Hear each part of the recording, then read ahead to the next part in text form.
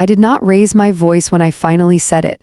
I just put my fork down beside the cold green beans, folded my napkin, and told them what it had cost me to keep this family standing. The room went quiet in a way I had never heard before. Not the usual dinner silence, not the kind that comes when everyone is tired. This was the kind of quiet that feels like a door closing. My husband Hendrix cleared his throat first, the way he always does when he thinks I'm being dramatic. "Oh, Margaret," he said, half smiling. "Let's not do this tonight."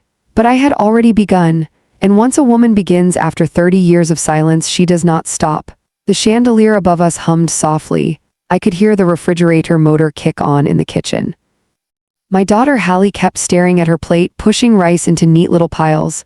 My son Aaron looked confused, almost irritated, as if I had interrupted something important. For so long, they had thought of me as steady background noise, the one who cooked, the one who remembered birthdays. The one who stayed. They never asked what it cost, and maybe that was my fault, because I made it look easy, but nothing about it was easy. Before everything unraveled, our life looked ordinary from the outside, respectable even.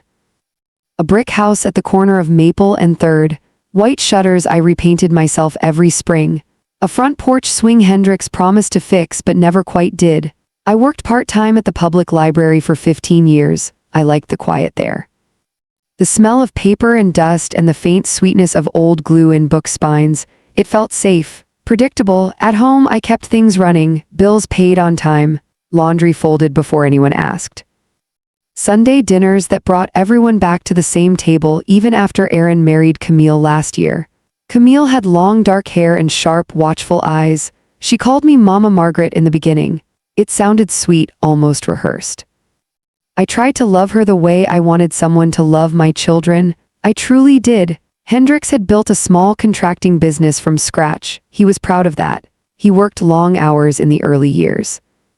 I stayed home then, clipping coupons and stretching casseroles to last 2 nights instead of 1. I told myself that sacrifice was love. That was the word I used. Sacrifice. When Hallie needed braces, I sold the gold bracelet my mother had given me on my wedding day. I didn't tell Hendrix. He was already worried about payroll. When Aaron got into a state college we couldn't quite afford, I took on evening shifts at the library shelving returns after dinner. My feet ached so badly at night that I would soak them in hot water while everyone else slept. No one noticed, or maybe they noticed and assumed it was simply what mothers do. Over time, I stopped explaining things. It was easier that way. Easier to say it's fine than to describe the quiet loneliness of being the glue. Glue holds everything together, but it dries out. It cracks. The first small crack came last winter. It was a Tuesday afternoon. I remember because Tuesdays were slow at the library. A pale sun pressed against the windows and the heating vents ticked softly above my head. My phone buzzed in my apron pocket. It was a bank notification, a withdrawal, larger than usual. I frowned at the number, thinking it must be a mistake. Hendrix handled most of the business accounts, but we shared a personal savings account. The one we had agreed was for emergencies, for medical bills, for retirement, for security. I stepped into the staff break room and called him. He didn't answer. That wasn't unusual. He was often on job sites. I told myself not to overthink it. That night at dinner, I mentioned it gently. "Hendrix," I said, passing him the salt, "did you move money from savings today?" He didn't look up right away, just kept cutting his pork chop. "Yeah," he said finally, "just shifting things around." "For what?" He sighed, not angrily, just impatiently. "Business stuff, Maggie, you wouldn't understand the details." I nodded. I had heard that sentence before. You wouldn't understand. I let it go. Because that is what I had trained myself to do. Let it go. A week later, another withdrawal, larger this time. Again, he brushed it aside. "Temporary, I'll put it back." The third time, I didn't mention it at dinner. I waited until we were in bed, the room dark except for the streetlight glowing through the curtains. "Hendrix," I whispered, "how much have you moved from savings?" He turned onto his side, back facing me. "Don't start." "I'm not starting anything, I just need to know."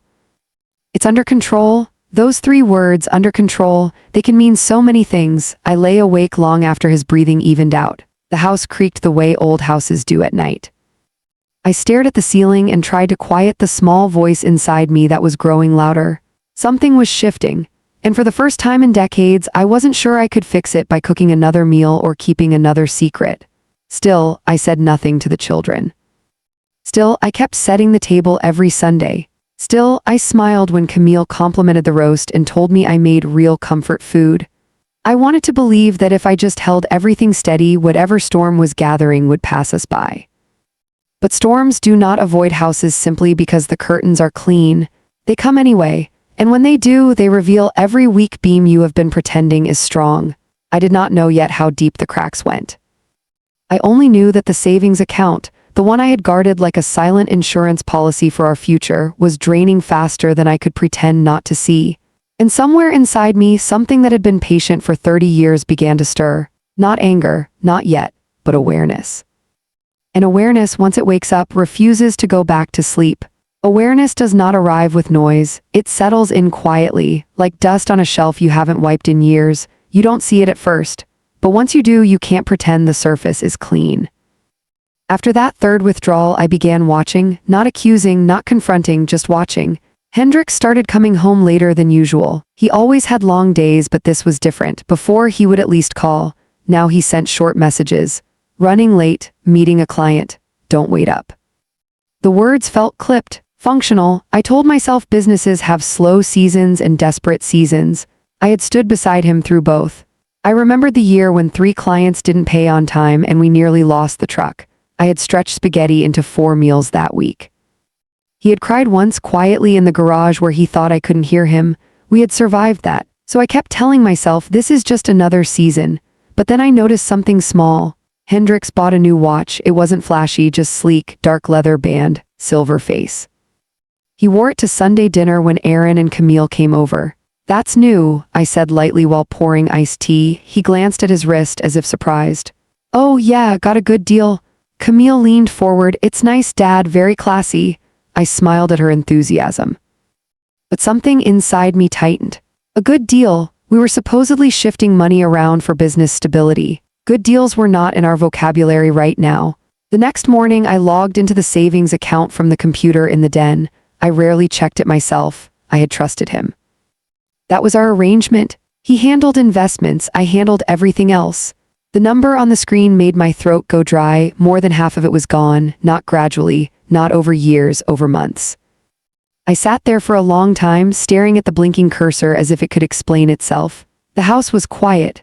Hallie had moved into her own apartment 2 years ago. Aaron was married. The hallway that used to echo with footsteps was still now. I pressed my fingers to my temples and tried to steady my breathing. Maybe he reinvested it. Maybe there was another account I didn't know about. Maybe I was overreacting. I called the bank. My voice sounded calm even to me. I just wanted clarification on recent transfers. The woman on the line spoke kindly, professionally. There were no hidden accounts, no temporary holds, just withdrawals, large ones, transferred to a separate checking account. An account in Hendrix's name only. My name was not attached. I thanked her, hung up. Then I sat very still in that chair and felt something shift inside my chest. Not a sharp pain, not dramatic heartbreak, just a quiet rearranging.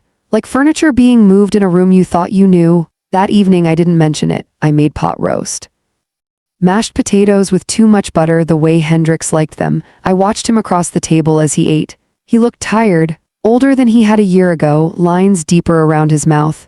Everything okay at work? I asked. He nodded without looking up. Just busy.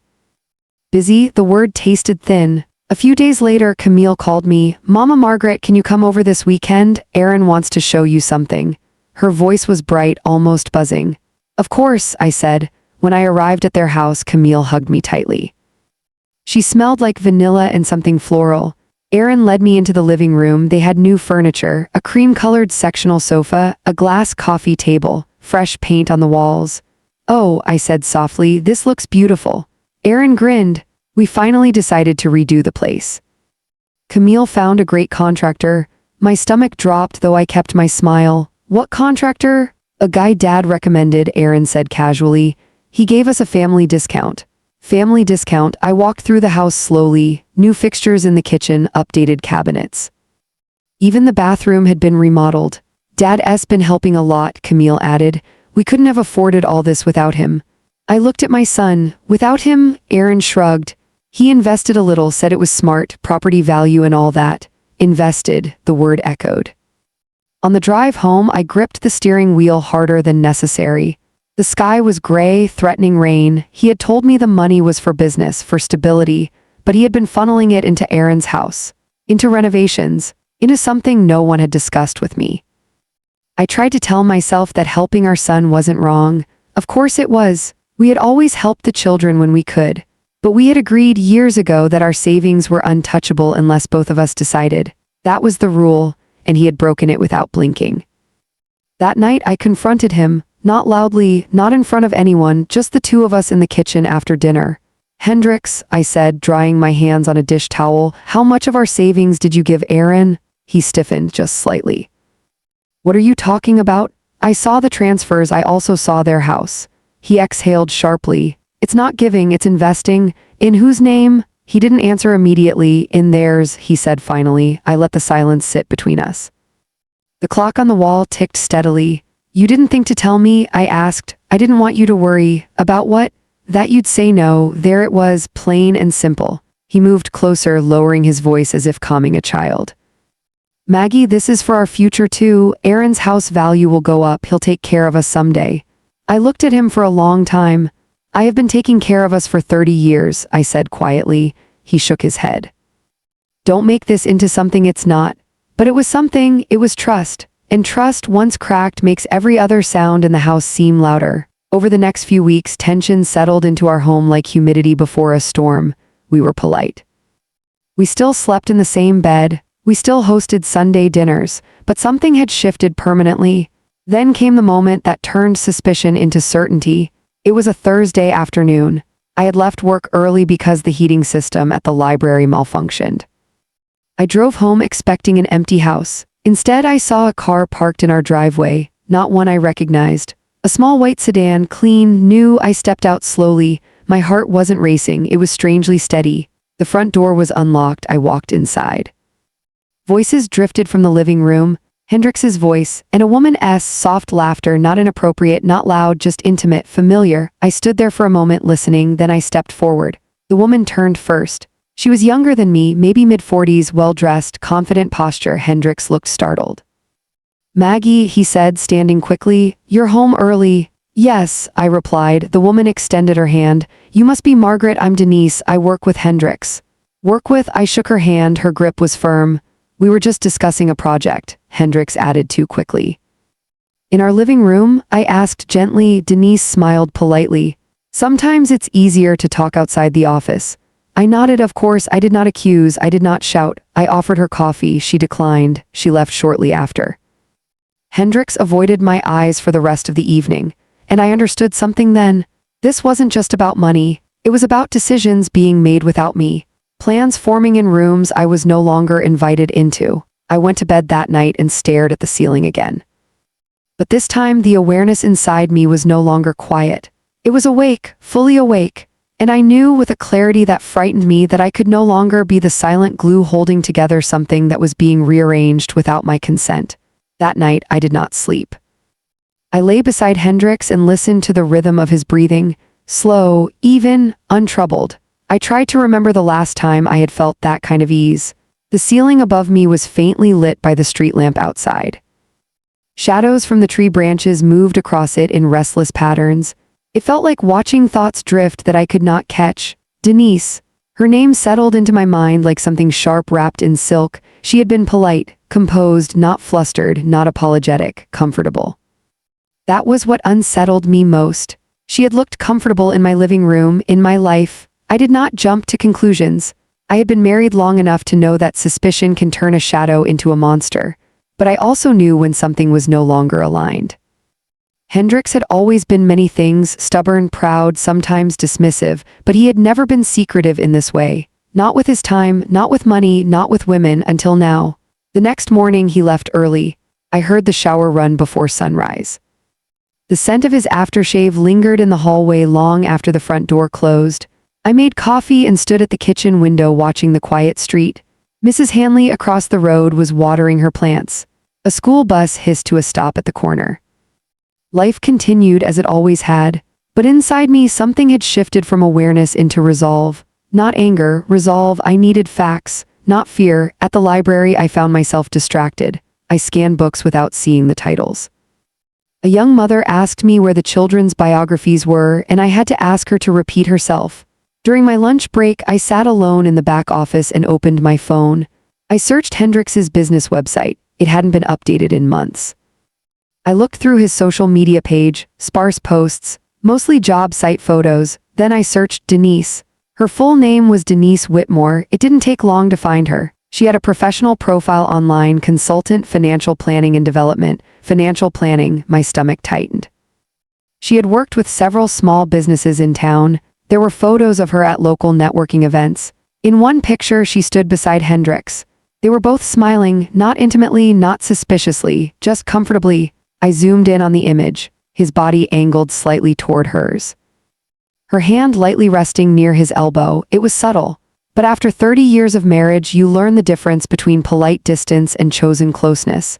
That evening, I did something I had never done before. I went through his briefcase, not dramatically, not tearing through papers. Just careful, methodical searching while he showered. Invoices, receipts, a leather folder with business proposals, and then I found it. A separate bank statement. The checking account the savings had been transferred into, my name was not on it. The balance was low, almost depleted. But what caught my attention were the withdrawals, frequent payments, consulting fees, restaurant charges, hotel deposits. My hands did not shake. I wish they had. That might have felt more honest. Instead, I felt strangely steady. Like I was standing in the eye of something that had already decided to pass through me. When Hendrix came into the bedroom, towel around his waist, I was sitting on the edge of the bed holding the statement. He stopped. You went through my things. I needed to understand. His jaw tightened. You don't trust me? I looked at him, really looked.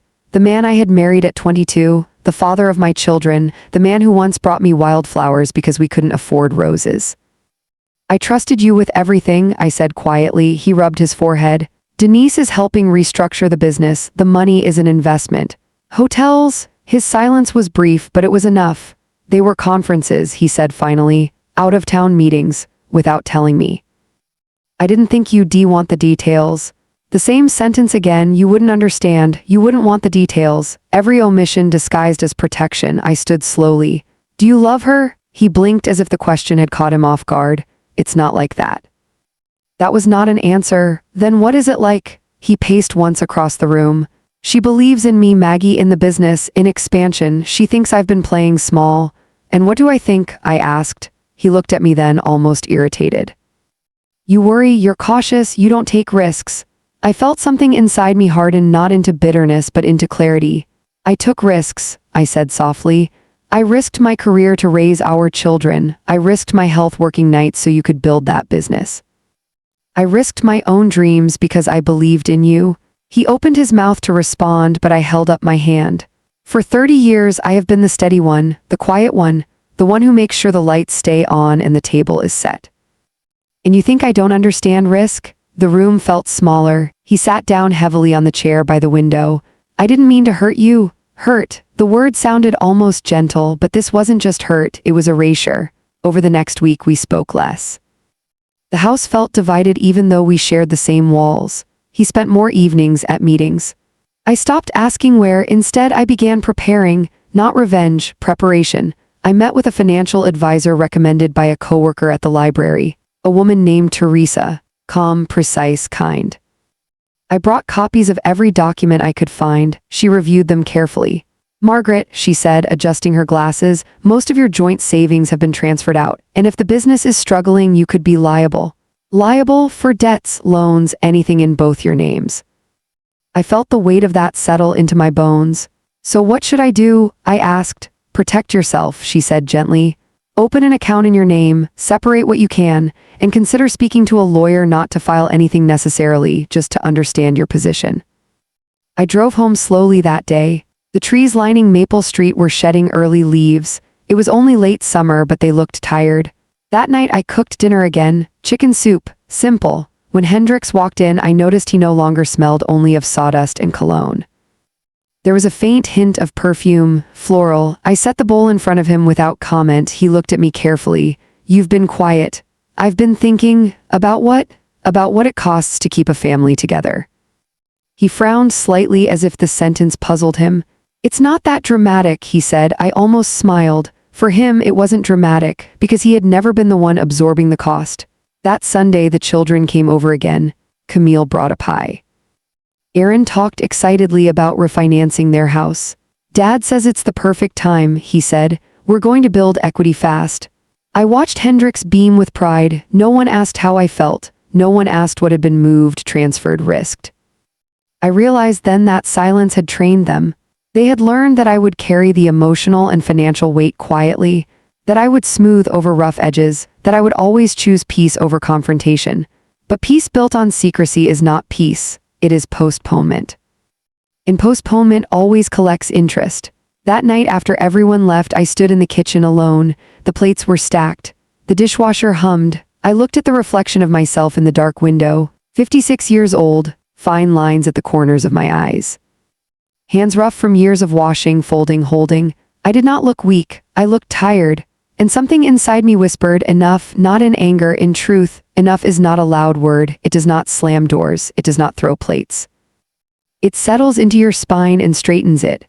The morning after that Sunday dinner, I woke before dawn. The house was still, wrapped in that soft blue light that comes just before sunrise. Hendrix was asleep, one arm flung across his pillow. I lay there for a moment and listened to the silence. For years, I had mistaken silence for harmony, but silence can also be neglect. I slipped out of bed carefully and went into the kitchen. The floor felt cool beneath my feet. I made coffee and sat at the small table by the window, the table where I had once helped Aaron with math homework and braided Hallie's hair before school. I opened a notebook. For the first time in my life, I began writing down what I had given, not in bitterness. Not an accusation, just facts. Year after year, the bracelet I sold, the double shifts, the canceled trips, the retirement account I never opened for myself because we were reinvesting in the business. The nights I stayed up waiting while he chased contracts, I wrote until the sun rose. Not because I wanted to prove something to him, but because I needed to see it clearly for myself. When Hendrix came into the kitchen, he looked surprised to find me already dressed. "You're up early." "So are you," I replied calmly. He poured himself coffee. There was an uneasiness in his movements now. He knew something had changed even if he didn't understand what. "I have a meeting tonight," he said casually. "With Denise?" He hesitated just a fraction of a second. "Yes." "Good," I said. He frowned. "Good, yes. Because we need to have one too." His expression tightened. "About what?" "About our finances and about transparency." He set his mug down harder than necessary. "You're overreacting." "I'm responding. There is a difference." That evening while he was gone, I drove to Aaron's house. I hadn't told him I was coming, I just needed to see him alone. Camille answered the door. "Mama Margaret, what a surprise." Her smile was warm, but I noticed something new in her eyes, alertness. "Is Aaron home?" "Yes, he's in the office." She stepped aside and I walked in. The house smelled of fresh paint and scented candles. It looked polished, almost staged. Aaron came out with a grin. "Mom, what's up?" I studied his face. My little boy, now a man with responsibilities and pride. "Can we talk?" I asked. Camille glanced between us. "I'll give you two space," she said lightly, though she lingered just a moment too long before retreating to the kitchen. We sat at the dining table. "Aaron," I began, keeping my voice steady, "how much did your father invest in this house?" He blinked. "Why? Because I deserve to know." He shifted in his seat. "Mom, it's not a big deal," Dad offered. He said it was smart financially. "How much?" He hesitated. "Around 80,000. The number felt like a physical blow. 80,000. That was nearly everything we had set aside for retirement, for emergencies, for security. "And you didn't think to discuss it with me?" He looked confused. "Dad said you were on board." "Of course he did," I nodded slowly. "I was." Aaron's face changed. A flicker of discomfort. "Mom, it's not like we took advantage of him. He wanted to help." "I'm not accusing you," I said gently. "I'm asking whether you understand what that money represented." He looked down at his hands. "It's just money, just money." I felt a strange calm settle over me. "No," I said quietly. "It was time. It was years of planning. It was security for when your father can no longer climb ladders or carry lumber. It was the cushion between dignity and dependence." He swallowed. "I didn't think about it like that." "No," I agreed. "You didn't." We sat in silence for a moment. "I'm not here to fight," I continued. "I'm here to tell you that decisions were made without me, and that cannot continue." Aaron nodded slowly. What are you going to do? I don't know yet. But even as I said it, I did know one thing. I would no longer allow myself to be excluded from the architecture of my own life. When I got home, Hendrix was already there. He looked tired. We need to talk, he said. Yes, I replied. We do. We sat across from each other at the kitchen table, no raised voices, no slammed doors. I've been thinking, he began. Maybe I should have told you more details. More details, I echoed. I didn't want to stress you. I am stressed because you didn't tell me. He ran his hand through his hair. Denise believes the business can expand. She says we've been too conservative. And how much has this expansion cost? He didn't answer. How much? I repeated, almost everything, he admitted quietly. There it was, spoken aloud. And the hotels? He looked away. They weren't just conferences. The honesty when it came was almost anticlimactic. Are you in love with her? I asked again. He closed his eyes briefly. I don't know. That answer hurt more than yes. I never meant for it to go this far, he said, but it did. He nodded. We sat there for a long time. Two people who had built a life together now staring at the blueprint and realizing parts of it had been redrawn in secret. I won't fight you, I said finally. He looked startled. You won't? No, I won't scream, I won't beg, I won't pretend. What does that mean? It means I'm going to protect myself. The words hung in the air. You're talking about divorce? He asked. I'm talking about boundaries. I stood up slowly. For 30 years I carried this family quietly. I absorbed every financial strain, every emotional gap. I believed that if I stayed steady, everything else would stabilize around me. He said nothing, but I will not be the only one sacrificing anymore. That night, I moved into the guest room, not dramatically. Just calmly carrying my pillow and blanket down the hallway. The house felt unfamiliar, like a place I had visited rather than lived in. I lay awake again, but this time there was no confusion, only clarity. The cost of keeping this family together had been my voice. And I was beginning to find it again. The first night in the guest room felt less like exile and more like truth. The mattress was firmer. The sheets smelled faintly of lavender from the sachets I tucked into the drawer each spring. I lay on my back and stared at the ceiling, listening to the small sounds of the house settling around me. For years, I had adjusted myself around Hendrix's breathing, his turning, his restlessness. That night, I slept alone, and I did not feel abandoned. I felt present. The next morning, I woke before him again. I made coffee, but this time I did not bring him a cup. It wasn't punishment. It was simply a shift in habit. When he came into the kitchen, he paused. He looked at the empty counter where I usually set his mug. You didn't make mine? It's in the pot, I said gently. He poured it himself. The small act seemed to unsettle him more than any argument could have. I've been thinking, he began cautiously. Maybe we should slow down, take a breath before making decisions. I've been breathing for 30 years, I replied quietly.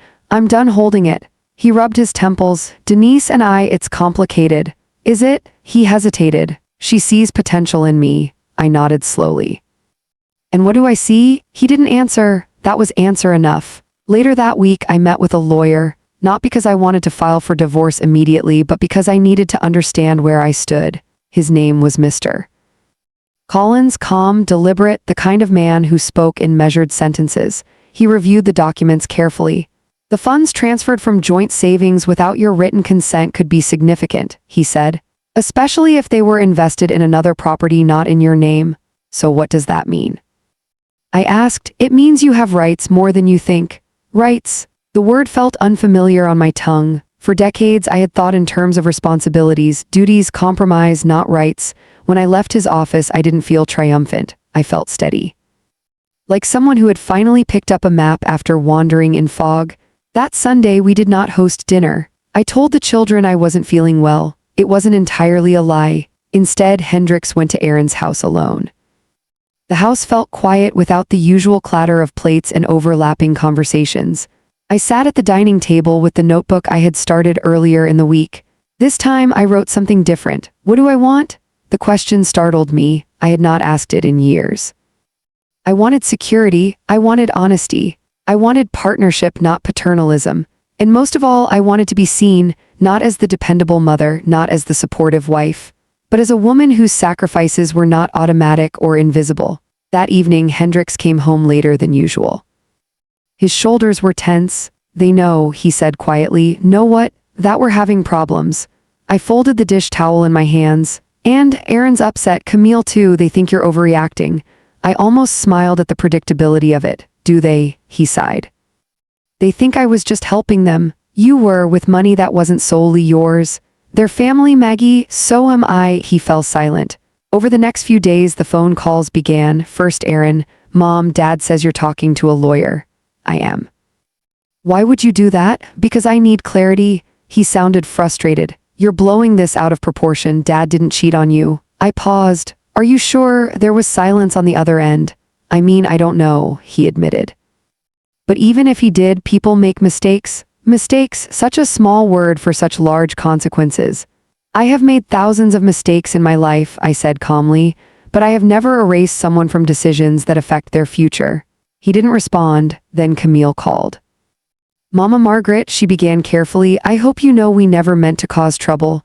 I know, I said, and I meant it. We thought Dad talked to you. He didn't. There was a pause. Then she said something that lingered with me long after we hung up. He said you wouldn't understand the strategy. The strategy, as if my entire adult life had not been one long strategy of preservation. I thanked her for her honesty and ended the call. That night, I confronted Hendricks one final time, not with anger, but with certainty. You told them I wouldn't understand. He looked tired, older. I didn't want them to worry. You didn't want them to question you. He didn't deny it. I took a deep breath. Are you in a relationship with Denise? His jaw tightened. Yes, he said finally. The word landed softly, not like an explosion, more like a door closing gently but firmly. How long? 6 months. 6 months, half a year of dinners, holidays, shared beds. 6 months of lies disguised as protection. I nodded once. I see. He looked almost relieved that it was out in the open. I never meant for it to replace us. It already has, I said quietly. The room felt different now. No tension, no pretense, just truth. I won't compete, I told him. I won't beg for loyalty. He looked stricken. That's not what I want. What do you want? He opened his mouth, then closed it. That was the moment I understood something essential. He didn't know he wanted admiration, excitement, validation. But he had not thought through the cost, and I had been the one absorbing it. I'm filing for legal separation, I said calmly. He stared at me. You're serious? Yes. You'd break up the family over this? I shook my head gently. No, Hendricks. I refused to carry it alone anymore. The words hung between us. For the first time in our marriage, I was not negotiating. I was stating. He left the room without another word. I stood there in the quiet kitchen, listening to the refrigerator hum. The same sound that had filled the air the night I first spoke at dinner. I felt sadness. Of course I did. 30 years is not easily folded away, but beneath the sadness was something unexpected. Relief. The cost of keeping the family together had been my silence. And I was no longer willing to pay it. The word separation traveled faster than I expected. Families have a way of sensing cracks before they are publicly acknowledged. A change in tone, a missing Sunday dinner. A tension in the air that even grandchildren would have noticed if we'd had any. By Wednesday, my sister called. I heard things aren't good, she said gently. I leaned back in the kitchen chair and stared at the small chip in the countertop I had meant to fix for years. They are. She didn't ask for details. She simply said, I'm proud of you for speaking up. That sentence stayed with me long after we hung up. Proud of you? No one had said that to me in a very long time. Hendricks moved slowly around the house those days like a guest who wasn't sure how long he was allowed to stay. We spoke only when necessary. Logistics, bills, the upcoming meeting with the lawyer. Denise called once while he was in the shower. I stared at her name on his phone as it lit up on the counter. I didn't answer, but I didn't look away either. When he came into the kitchen, I simply said, she called.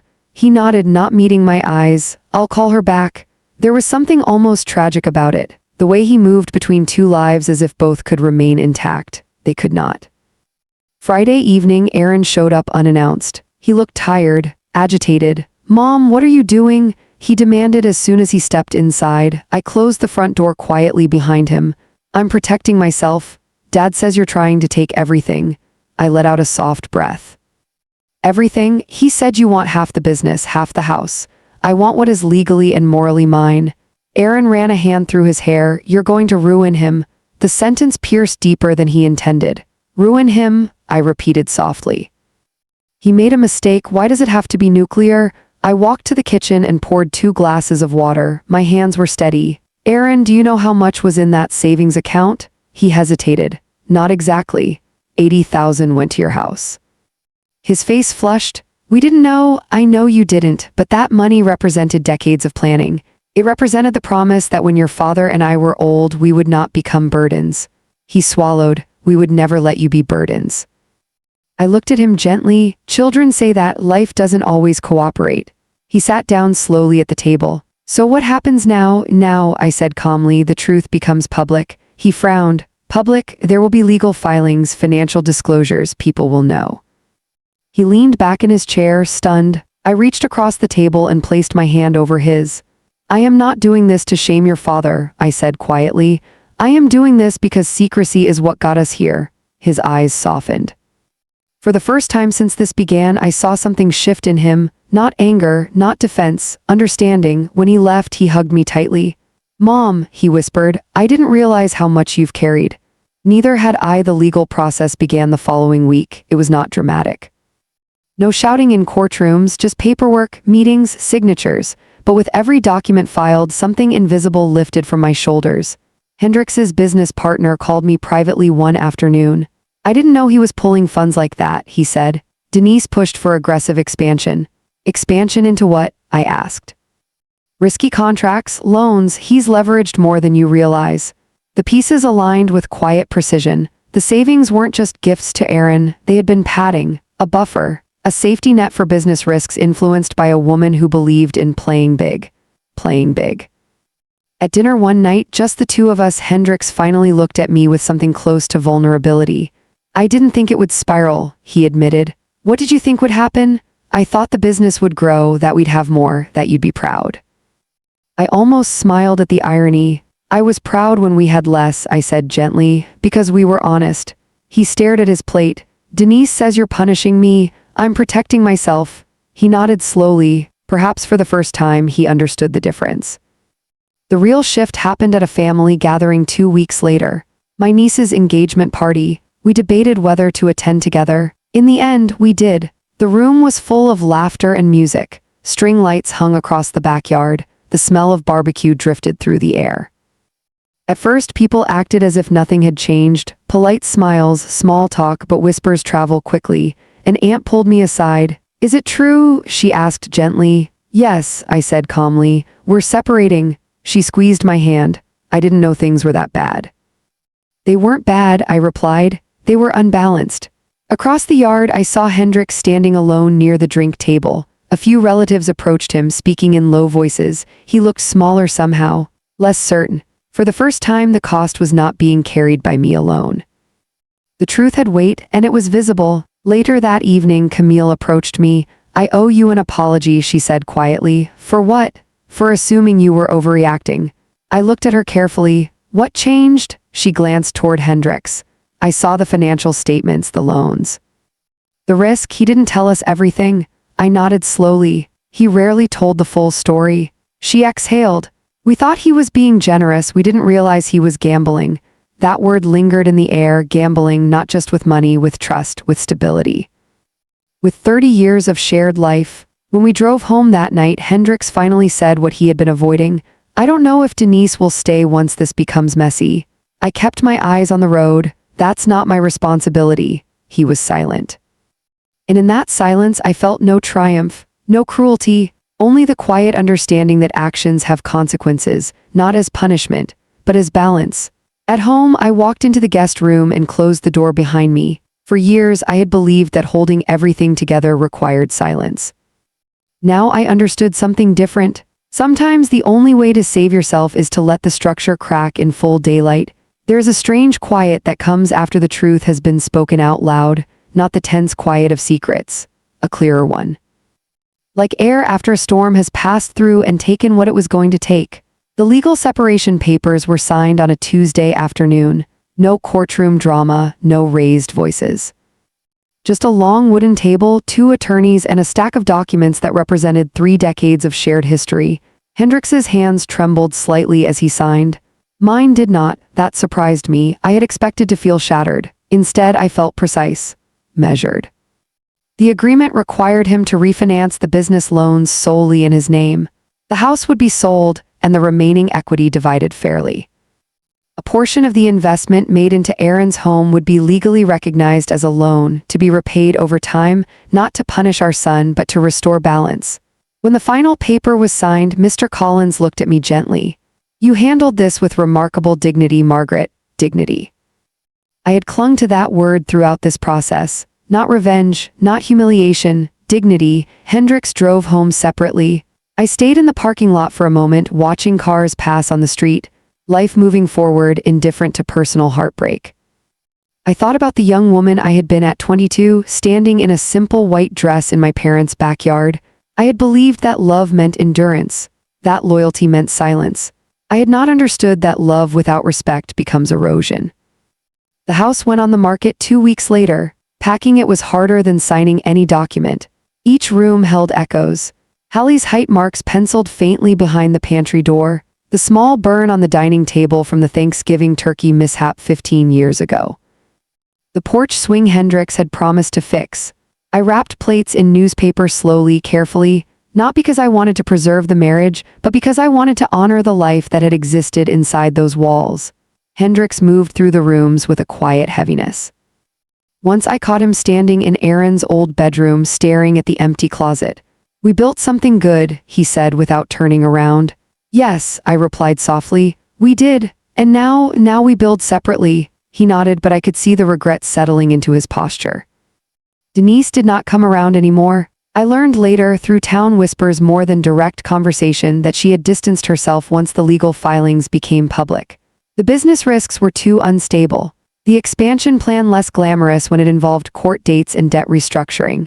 I did not gloat. There is no victory in watching someone realize too late what they have gambled. The house sold quickly. A young couple with a toddler bought it. I watched from the sidewalk as they carried in boxes, their child running across the lawn where mine once had. It felt like closing a chapter gently rather than tearing it out. I moved into a small 2-bedroom townhouse near the library. It wasn't large, but it was bright. The kitchen window overlooked a row of maple trees. In the mornings, sunlight spilled across the counter where I placed a single ceramic mug, mine. The first night there, I sat on the floor with a takeout container of soup and listened to the unfamiliar quiet. It did not frighten me. It felt earned. Aaron came to visit the following weekend. He looked around the townhouse carefully. "It's nice," he said. "It's enough," I replied. He stood awkwardly for a moment, then said, "Camille and I talked. We're going to start paying back the loan sooner." "You don't have to rush," I said. "We want to." There was something different in his voice now, less defensiveness, more respect. "I'm sorry, Mom," he said quietly, "for not seeing what you were carrying." I reached out and touched his cheek the way I used to when he was small. "You see it now," I said. "That's enough." Hallie visited too. She brought fresh curtains and insisted on hanging them herself. "I always thought you were just strong," she said while standing on a chair adjusting the rod. "I didn't realize strength can be lonely." I smiled. "Sometimes it is, but not anymore," she replied, and she was right. The public consequence had unfolded quietly but firmly. The community knew, not in scandalous detail, but enough. People greeted me differently now, not with pity, with recognition. One afternoon at the library, a woman about my age approached the desk. She hesitated before speaking. "I heard about what you did," she said softly. "I wish I had your courage." I didn't feel courageous. I felt tired of being invisible. "Courage isn't loud," I told her. "It's simply refusing to disappear." That evening, I sat alone in my new living room and reflected on the cost I had once been willing to pay. The cost of keeping peace, the cost of protecting reputations, the cost of absorbing decisions made without me. For years, I had believed that if I endured quietly, the family would remain intact. But intact does not always mean healthy. Sometimes it just means unchallenged. Hendricks and I met once more for coffee a month after the move, not to reconcile, not to reopen wounds. Just to speak plainly, he looked older, softer. "I didn't understand what you were giving up," he admitted. "No," I said gently, "you didn't. I thought you were content." "I was committed," I corrected. "There is a difference," he nodded slowly. "I'm sorry," he said. And this time it did not feel defensive. It felt honest.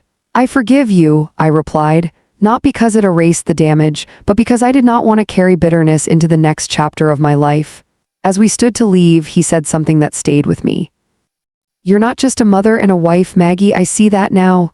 I held his gaze calmly. "I was never just that," I said, and for the first time in a long while, I believed it completely. When I look back now, I don't see a villain in my story. I see two people who slowly forgot to speak honestly.